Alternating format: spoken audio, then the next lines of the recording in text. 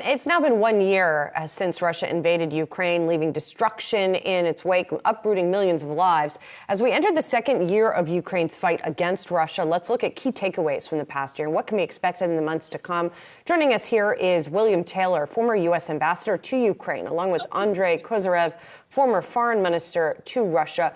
Gentlemen, thank you so much for being here today. Really appreciate it. Ambassador, I'll start with you as we mark this grim anniversary. I hesitate to even call it an anniversary. As we mark 1 year since this occurred, give us sort of a status report for Ukraine and whether we are any closer to the end of this conflict. Well, Julie, we might be. Both sides are trying to regroup and refit. There's this slugfest that's been going on in the eastern part of Ukraine that has resulted in a lot of deaths. It is grim on both sides. Both sides are apparently preparing for an offensive. The Russians have been drafting a lot of soldiers, trying to get more soldiers to replace the deaths on their side. And maybe their offensive has started. It's not entirely clear, but they've been making some pushes at several places along the line. The Ukrainians are also preparing for a counteroffensive, and they are preparing this using these new weapons that NATO, the United States, and other nations have provided to generate new military formations. And these formations, the Ukrainians hope, will be able to punch through these Russian lines, and they will be able to exploit this breakthrough in order to make a real change on the battlefield in the next several months, Julie. And Andrei, your comments on this, what you're seeing on the ground?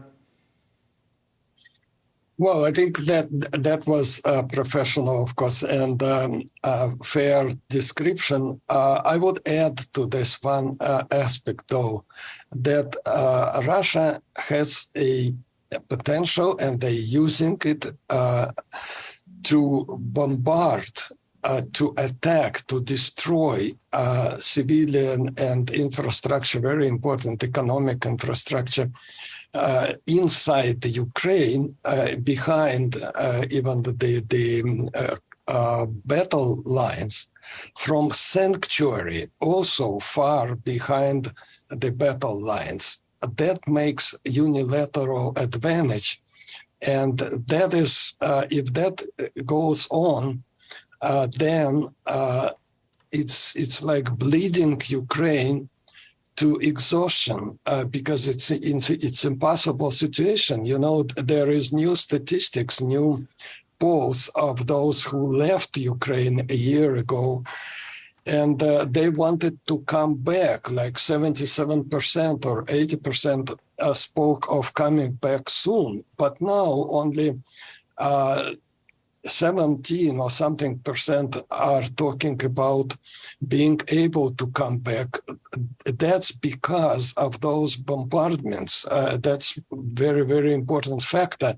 And as long as the West denies Ukraine a long-range missiles and long-range artillery, or I'm not military expert, but there are, of course, in NATO arsenal and American especially arsenal, sophisticated long-range weapons which could strike back to those launch pads, you know, like those airplanes in Russia deliver those Iranian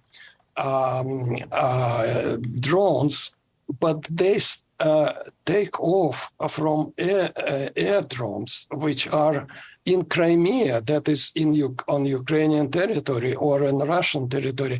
So Ukraine should be able to strike back to those bases, and then the level, the war would be much more fair, and Ukraine would really have an opportunity to strike back and to catch back the territory.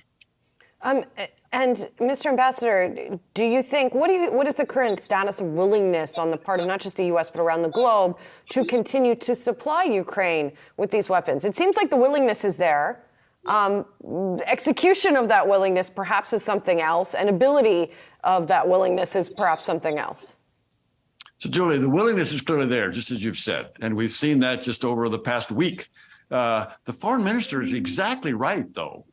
These long-range weapons and long-range missiles that can go out 200 miles, nearly 300 kilometers, that is necessary, and they have not been provided yet. These missiles have not yet been put on the way to Ukraine. They should. The foreign minister is exactly right. That will give the Ukrainians the ability to fire deep into Russian-occupied territory, deep into Crimea, which again, of course, is Ukrainian territory, but it's occupied by the Russians. And that will enable the Ukrainians to really mount this counteroffensive in an effective way.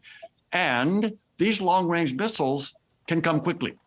Some of the weapons, Julie, that where the willingness is there. I mean, these very heavy tanks that the Americans have promised will not be there for a year. Some of these other weapon systems are going to take a longer time. Those are going to be important to get there because the Ukrainians are going to have to defend themselves over the next 5 years. But right now, the important thing is what the foreign minister just said, and that is use these long-range missiles to break through and to regain the initiative. I want to take a step back from the military conflict, Ambassador, to you first, and talk about the legacy here for NATO, for global alliances, and for sort of a global realignment here as we look at NATO and the U.S. on one side and perhaps Russia and China on the other. What are your impressions? My impressions, Julie, are that this invasion, this blunder, President Putin clearly made a big mistake for a bunch of reasons. One of them is the one you just mentioned. NATO has never been stronger. NATO has never been more united. NATO's about to expand from 30 to 32 with the Swedes and the Finns.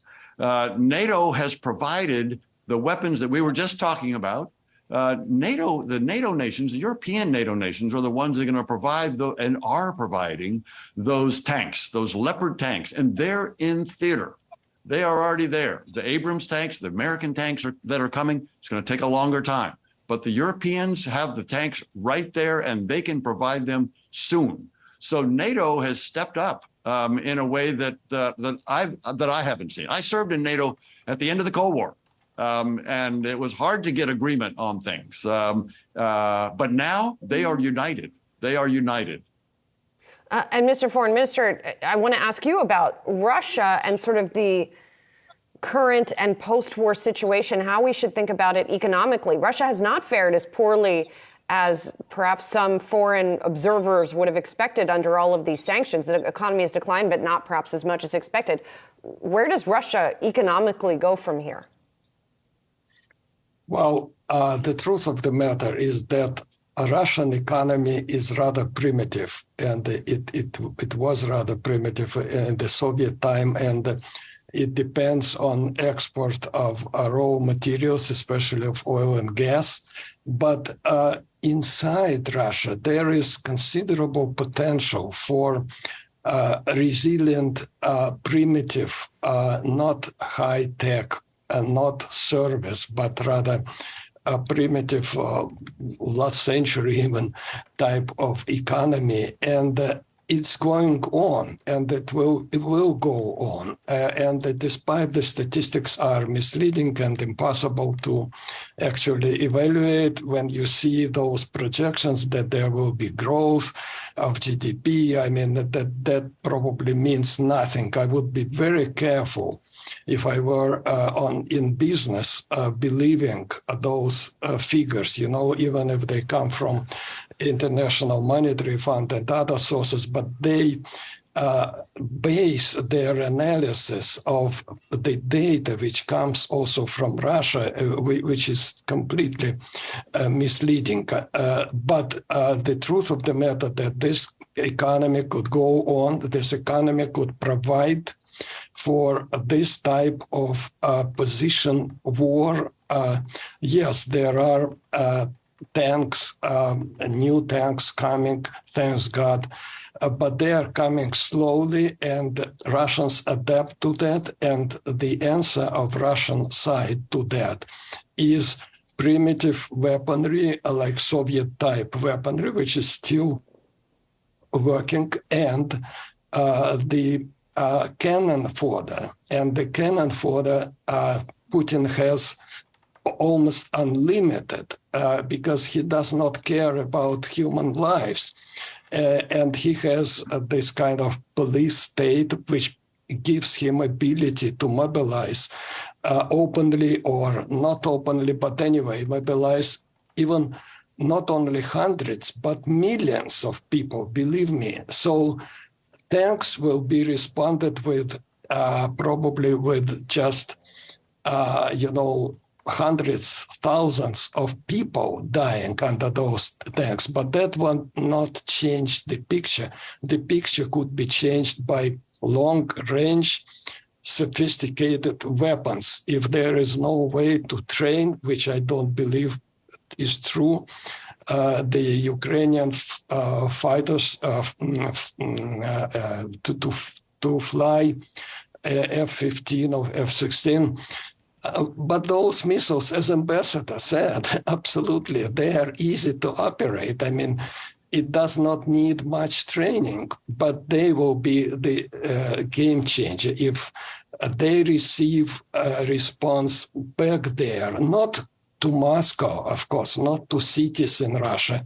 It does not mean that Ukraine should, mirror these barbaric bombardments of peaceful population, but they have to be able to answer and to stop those airplanes to come with the Iranian or whatever drones. Right. So that's the point. And unfortunately, NATO sends a signal to China and to other countries, including, believe it or not, North Korea, that if you have nuclear weapons, you can blackmail NATO, omnipowerful NATO, not to do certain things, not to send like long-range missiles. And those countries will be encouraged to use their nuclear blackmail too. Right. Well, let's hope that does not happen. And I would also say, gentlemen, let's hope that we are having a very different conversation 1 year from now. William Taylor,